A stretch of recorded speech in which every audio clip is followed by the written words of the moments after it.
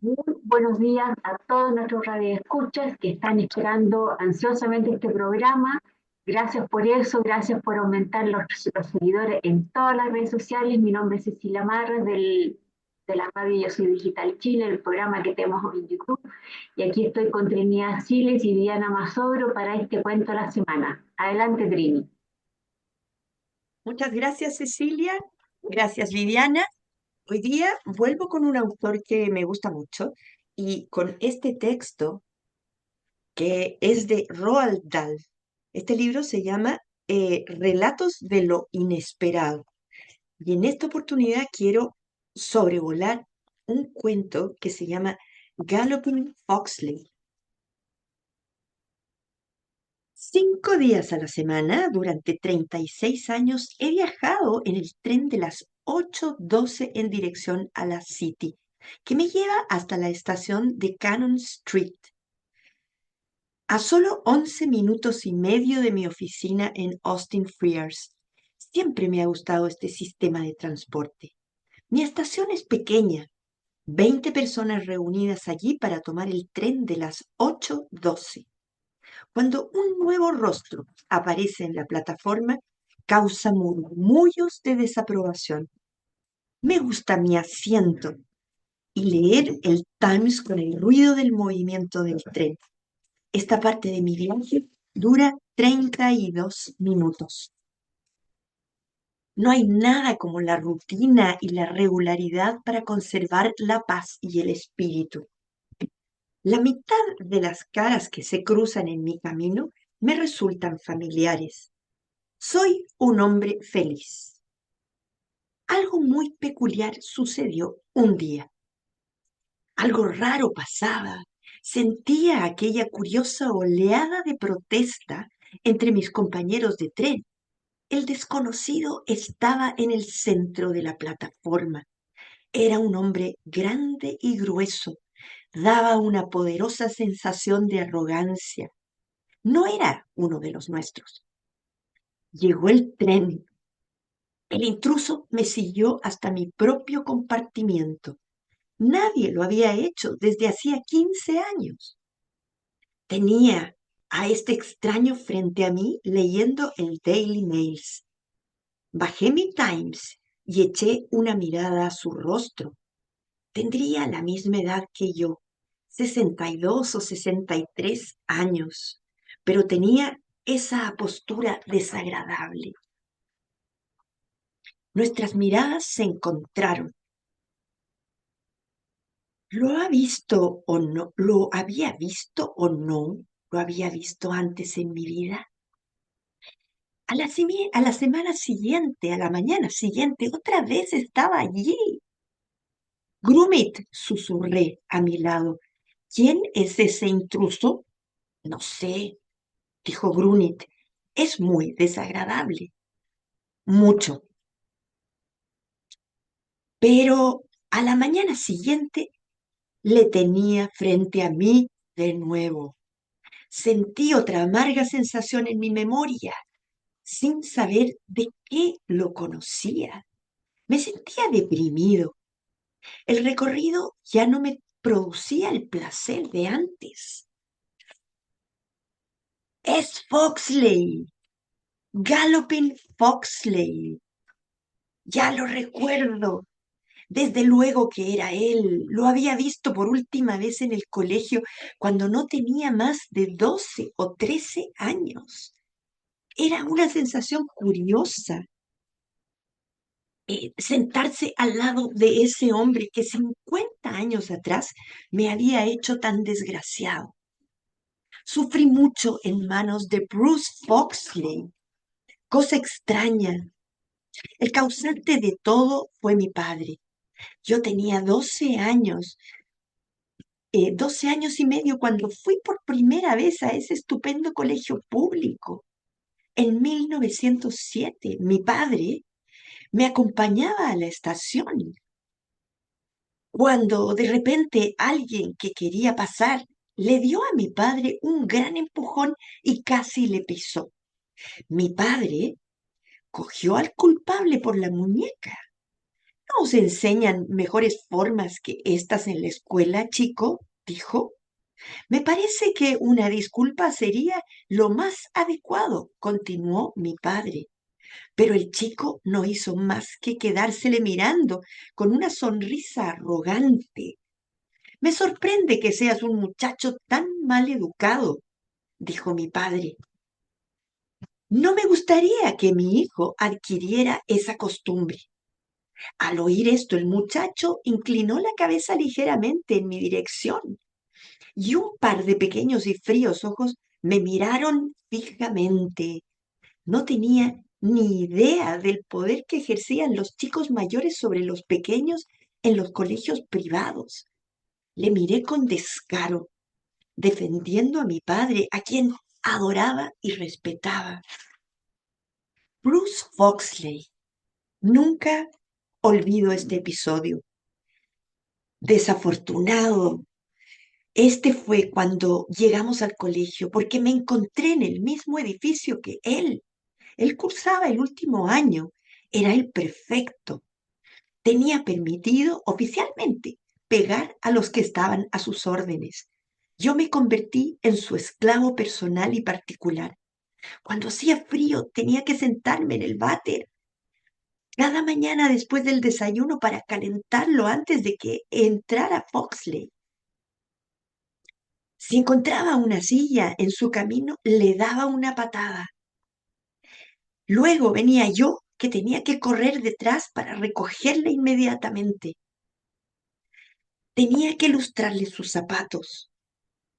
Los peores recuerdos eran los del vestuario. Allí me hacía preguntas que yo desconocía. Entonces me pegaba inmediatamente cuando me equivocaba con su largo y fino bastón, hasta hacerme sangrar. Me obligaba a tocarle los dedos de los pies, a tocarme los dedos de los pies y no alcanzaba. Y entonces en ese momento yo cerraba los ojos esperando el golpe. Me sorprende que seas un chico tan maleducado, me decía, imitando la voz de mi padre. ¿No te enseñan mejores modos en el colegio? Mis compañeros me trataban con simpatía, recordando las veces que les había pasado lo mismo. Ya después, cuando se abría la puerta, allí estaba Foxley. Me mandaba a comprar lirios a 3 kilómetros de distancia. No podía negarme. Cogí muchos resfriados, pero el día más temido era el domingo. Casi siempre se las arreglaba para encontrar una brizna de polvo que yo había pasado de largo. Y entonces me decía, eres muy perezoso, ¿verdad? Pero a tu padre no le gustaría que crecieras así, ¿verdad? Le escribía a mis padres cartas sin contarles nada de lo que sucedía. Y así les decía, queridos papá y mamá, muchas gracias por vuestra carta. Espero que los dos estéis bien. Yo me encuentro perfectamente, excepto que estoy resfriado, porque me cogió la lluvia. Pero pronto estaré bien. Ayer jugamos con los Shrewsbury y les ganamos 4-2. Yo miraba y Foxley, como ya sabéis, es el director de nuestra casa, metió uno de los goles. Muchas gracias por el pastel. Cariñosamente, William. Qué angustia la de aquellos días. Quemar las tostadas de Foxley significaba una paliza, así como olvidar quitar el barro de sus botas de fútbol, no colgar su uniforme de deportes, enrollar el paraguas. Miré por la ventana, por el tren. Dios mío, estábamos llegando. Debía haber estado soñando mucho tiempo. Ni siquiera había abierto el Times. Foxley todavía estaba recostado frente a mí leyendo el Daily Mails. Mirarle ahora, después de tanto tiempo, era una experiencia peculiar y sorprendente. Sabía que ya no era peligroso, pero los viejos recuerdos todavía subsistían y no me sentía muy a gusto en su presencia. ¿Qué tontería es esta? Me dije a mí mismo, no seas tan estúpido, cielos. Si quisieras, podrías decirle lo que pensabas de él y no tendría derecho a tocarte ni un dedo. Era una idea fantástica. Solo que, bueno, después de todo, no valía la pena. Yo me sentía demasiado viejo para esto y en realidad ya no le odiaba. Lo que me gustaría hacer, me dije a mí mismo, sería inclinarme hacia él, darle unos golpecitos en la rodilla y decirle quién era. Luego observaría su cara. No le vendría mal un poco de angustia y bochorno. A mí, en cambio, me vendría muy bien. De repente, Oxley levantó la vista y nos miramos los dos. Vi un relámpago de irritación en sus ojos. Bien, me dije a mí mismo, adelante, pero sé agradable, sociable y educado. De esa forma serás más efectivo, más embarazoso para él. Le sonreí y le hice una ligera inclinación de cabeza. Luego, levantando la voz, dije, discúlpeme, me gustaría presentarme. Me llamo Perkins, William Perkins. Estuve en Repton en 1907. Los que estaban en nuestro vagón se callaron y me di cuenta de que escuchaban y esperaban los próximos acontecimientos. Encantado de conocerle, dijo, bajando el periódico hasta su regazo. Yo me llamo Fortescue, Jocelyn Fortescue, Aaron, 1916. Muy bien, con esta lectura le cedo rápidamente la palabra a Viviana. Gracias, Trini. Sí, es interesante porque justamente el volumen que los reúne, como vos nos mostraste, se llama Relatos del Inesperado, ¿no? Y son 16 cuentos cortos que se publicaron en 1979. Y vemos que este es un ejemplo bien claro, ¿no? Porque uno va siguiendo la secuencia, el narrador nos ha convencido de que es el personaje que él se imagina, y en el remate, que es muy breve, son 2 líneas, aparece lo inesperado, que este señor no es quien él suponía, ¿no? Eh, y si nos remitimos, además estos relatos muy interesantes después fueron publicados en revistas. A mí algo que me gusta de estas épocas pasadas que era más fácil acceder a veces a los cuentos a través de revistas impresas, ¿no? Cosa que, bueno, ahora los tenemos virtuales, pero no es lo mismo para muchos lectores. Y todos los cuentos reúnen aspectos de intriga, de humor negro y estos desenlaces, ¿no?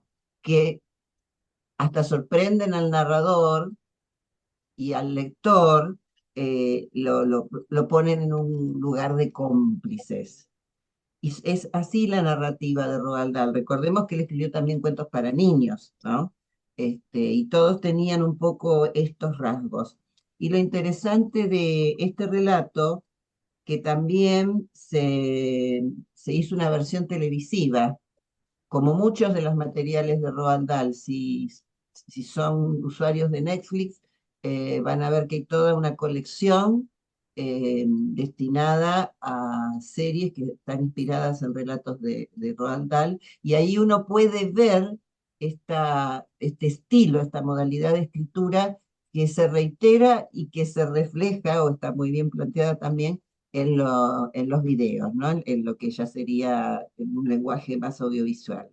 Eh, y si vamos y justamente siempre tuvo problemas, yo después me voy a meter un poquito más en eso, en lo controversial de Roald Dahl en mi segunda entrada, con las adaptaciones de su material, tanto para película como para series.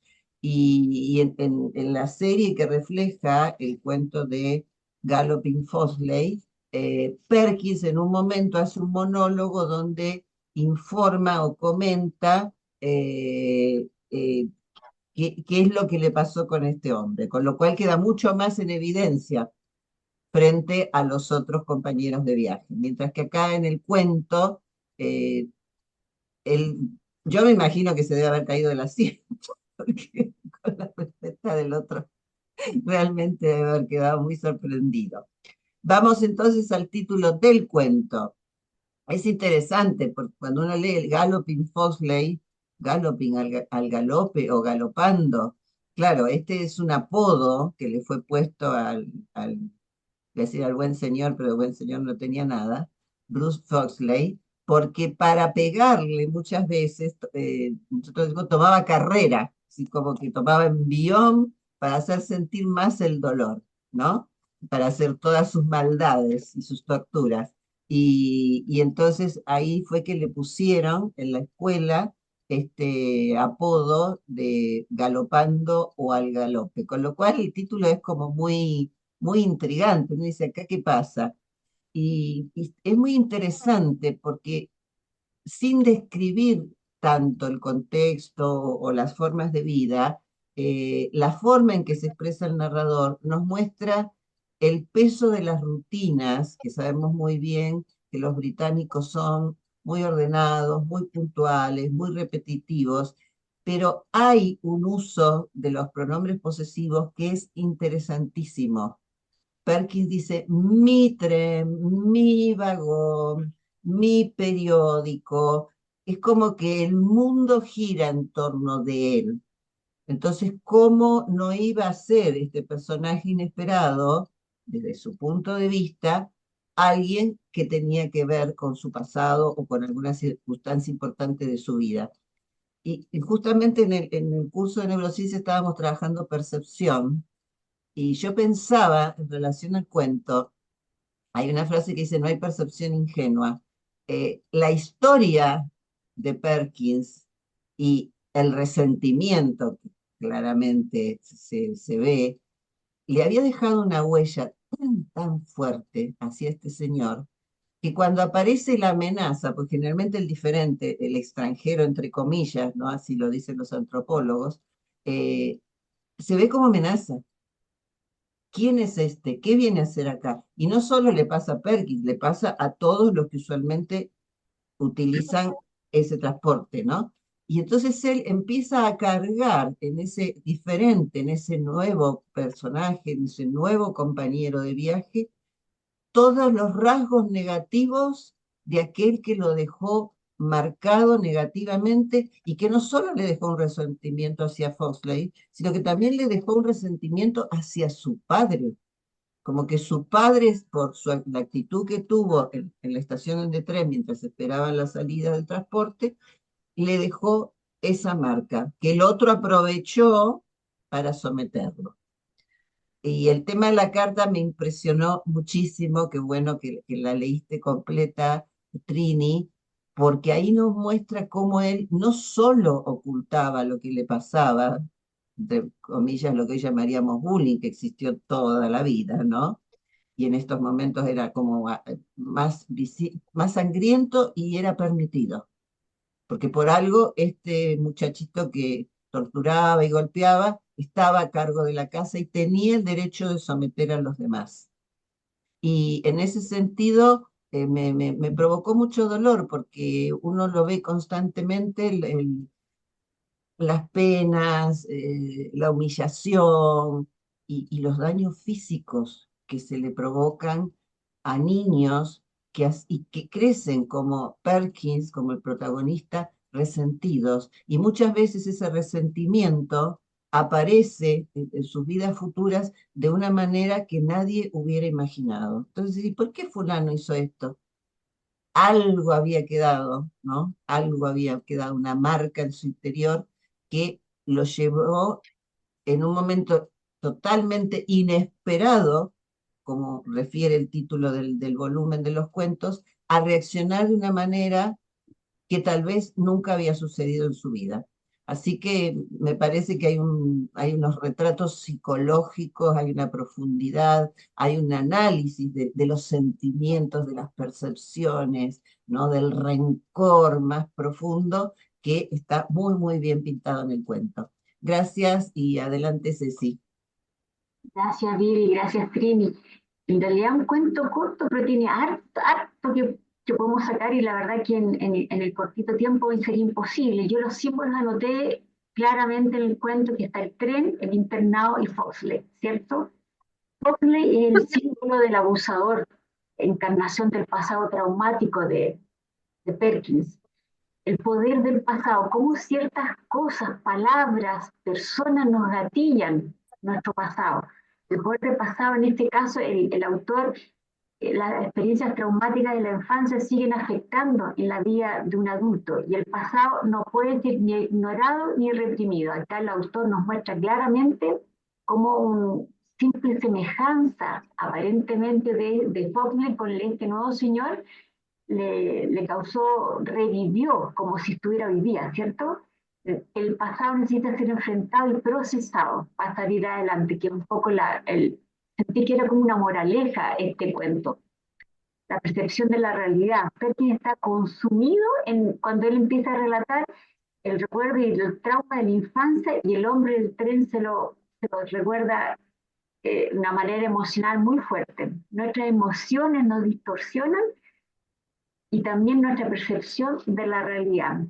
Y el bullying lo hemos tocado en varios cuentos, qué impresionante cómo vuelve repetitivamente. Y la verdad que, y otra cosa que me llamó la atención, como decía la Bibi, ni tren, ni vagón, y 15 años nadie se había sentado al lado de él. La rutina le proporciona una sensación de seguridad y previsibilidad que contrasta con la imprevisibilidad del abuso que él sufrió. En el fondo, claro, la rutina él como que lo papachaba, lo hacía sentir muy seguro. Me gustó mucho el cuento como una moraleja para todos. Así que adelante, Trini, nos querías mostrar una PPT, ¿cierto? Sí, la subo al tiro para mostrarles a nuestro personaje. Voy a irme un poquito más arriba, ahí la ven. Este es Roald Dahl, con una vida muy inquieta. Tenía ascendencia noruega, de ahí el nombre, pero alcanzó a tener una vida muy larga y como lo señaló Vivi, efectivamente también se dedicó a la literatura infantil y tuvo un dibujante que lo acompañó su vida entera. Seguramente recuerdan principalmente a Matilda, que es un cuento que se lee sobre todo en los colegios ingleses, pero el diseñador era el señor que aparece en la esquina abajo, Quentin Blake. Juntos trabajaron y lo apoyó siempre con los dibujos que iluminaban muy bien su obra. Y bueno, volviendo al cuento, ya han dicho harto, y creo que efectivamente es un cuento completo, es un cuento redondo, pero muy inglés, a pesar de que el bullying es universal. Pero son ya varios los autores que hemos visto que han sufrido y que han sido dañados de alguna manera con el resultado del bullying. Pensemos simplemente en Summerson Maugham, Graham Greene, este mismo autor. Entonces, en el contexto inglés pareciera ser que ese trasfondo se repite y obviamente que repercute en la psicología de las personas. Y esa es una realidad con la que ellos tienen que aprender a vivir.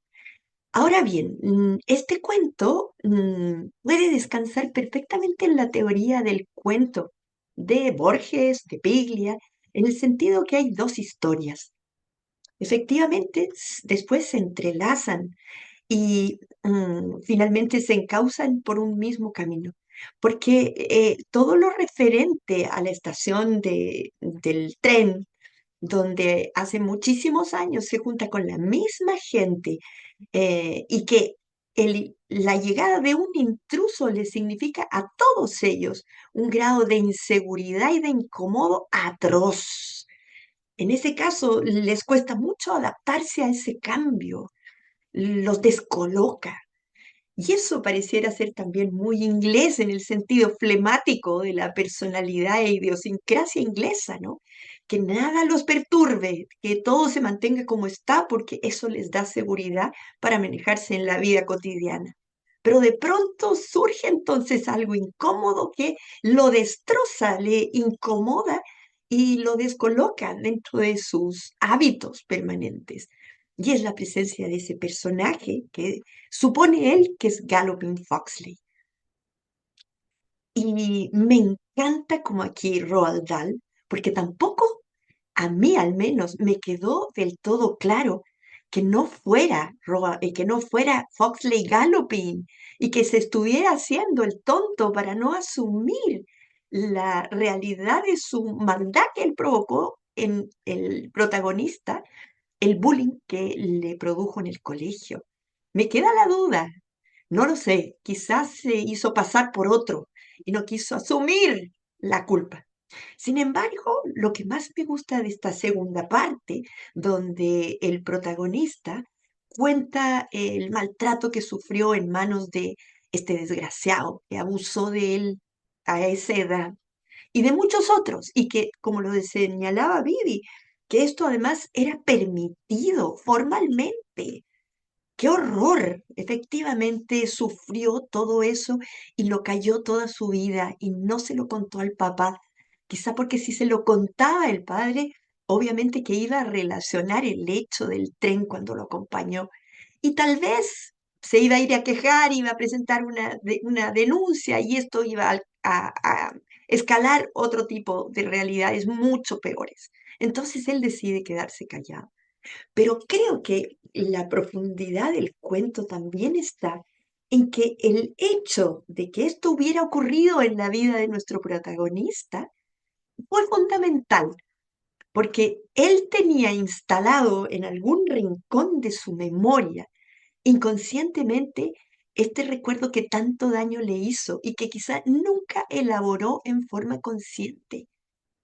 Entonces, el destino le ofrece esta oportunidad de trabajar ese dolor que lo tenía a él quizás muy triste o que le condicionó su comportamiento en la vida, pero por fin pudo enfrentarse a él y hacerse cargo.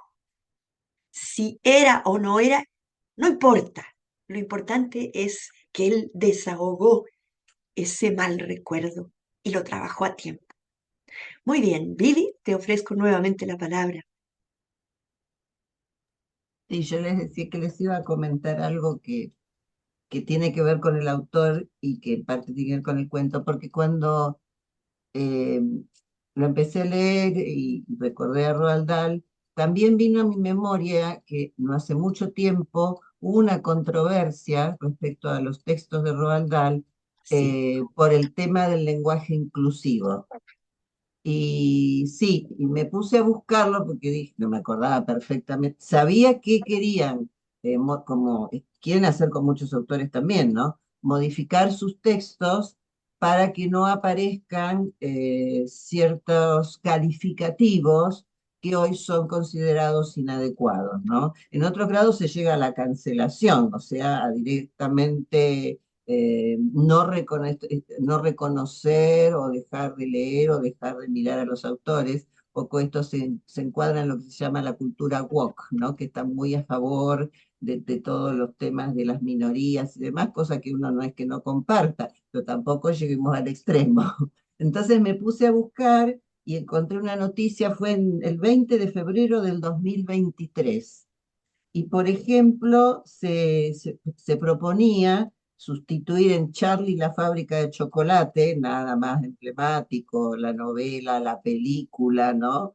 Se sustituyen términos como gordo por enorme y se eliminan adjetivos como feo o loco. Lo mismo ocurre en James y el melocotón gigante, donde la frase la tía Sponge, gorda y carnosa como una medusa, se cambia a la tía Sponge, carnosa como una medusa. Y realmente me dio un poco de escalofrío porque, este, digo, no podemos hacer semejante barbaridad porque en el minuto, en el contexto espaciotemporal que Roald Dahl lo escribió, esto estaba reconocido. Aparte son adjetivos y son adjetivos que usamos en la vida cotidiana. Bueno, la cosa que la editorial quería cambiarlo, se armó una controversia terrible, una discusión en favor y en contra, y me puse a pensar por dos datos que encontré, cómo hubiera reaccionado Roald Dahl si hubiera estado viva en esta situación, porque encontré dos controversias.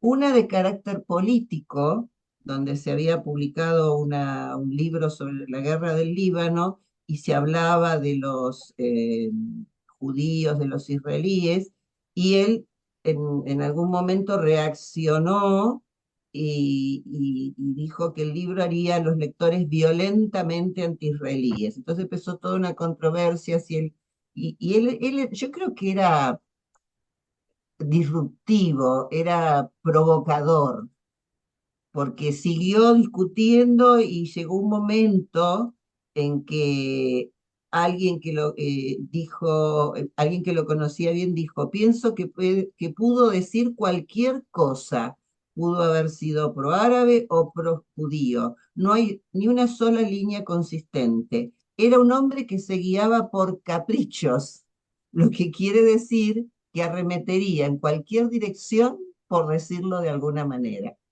Y otra controversia fuerte que tuvo fue cuando Las Brujas, otro de sus textos, se llevó a la pantalla, que el director le cambió el final para hacerlo más feliz, porque a su hijo le provocaba mucho dolor como terminaba, ¿no? Entonces Roald Dahl, controversial como parece haber sido, armó un escándalo y terminó teniendo dos finales la película, pero el director la llevó al conocimiento de la gente con el final que él le había puesto. Y ahí Roald Dahl reaccionó diciendo que nunca más iba a permitir que sus textos se llevaran a la pantalla, cosa que parece no haberse cumplido. Así que vemos un poco que como que los rasgos de Perkins, ¿no?